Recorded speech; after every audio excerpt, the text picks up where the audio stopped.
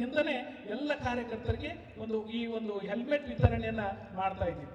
ಒಂದು 1ನೇ ತಾರೀಕು ಇಟ್ಕೋಬೇಕಂತಕ್ಕಂಥ ಕಾರ್ಯಕ್ರಮವನ್ನ ಅವತ್ತು ಬೇಡ, ಮಗೇನು ಸಂಕ್ರಮಣದ ಕಾಲ ಪ್ರಾರಂಭವಾಗ್ತಾ ಇದೆ.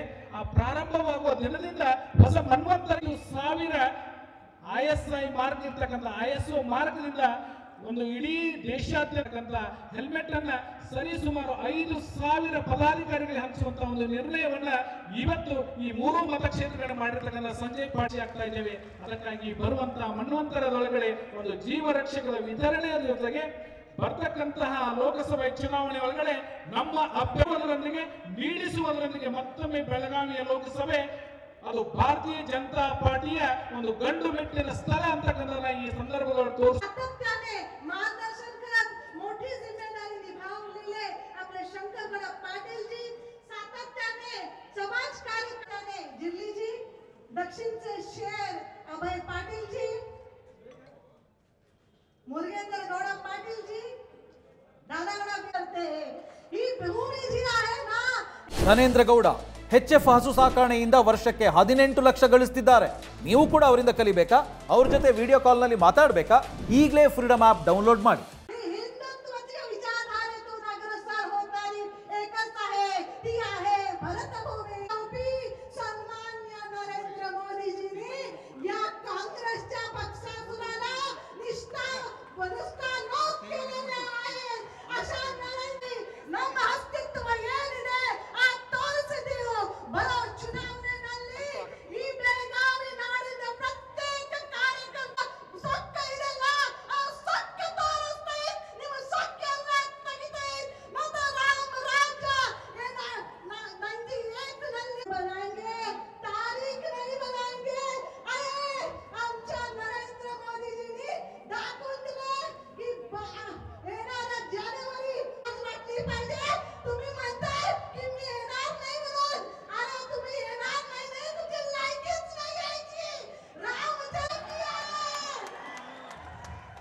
या सर्व भूमिकेतून या सर्व विचारातून कारण नरेंद्र मोदीजीने हिमाकत्यातून येऊन तोರಿಸಲಿಲ್ಲ ನಮ್ಮ ನರೇಂದ್ರ ಮೋದಿ ಅವರು ತೋರಿಸಿದ್ದಾರೆ.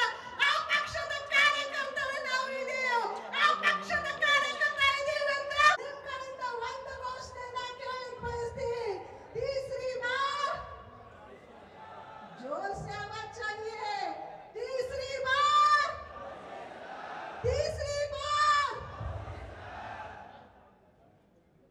ಬಹುತೇಕ ಮಹಾರಾಜರಿಗೆ ಜೀಜಾಬಾಯಿ ಪ್ರಚೋದನೆ ಆದ್ರೆ ಇವತ್ತು ನಮ್ಮೆಲ್ಲರ ಭಾಜಪ ಕಾರ್ಯಕರ್ತರಿಗೆ ಕುಮಾರಿ ಉಜ್ವಲ ಬಡವಲಾಜಿ ಅವರೇ ಮಾರ್ಗ ಆಗಿರಬಹುದು. ಆದ್ರೆ ಆಡಳಿತ ವಂಚಿತವಾಗಿಲ್ಲ. ಎಷ್ಟೇ ವಿಷ ಸರ್ಪಗಳು ಕೂಡ ಬೆಳಗಾವಿ ಮಹಾನಗರವನ್ನ ಕಬಳಿಸಲಿಕ್ಕೆ ಹೋದ್ರೂ ಕೂಡ ಅದರ ಕಾಯಿಗೆ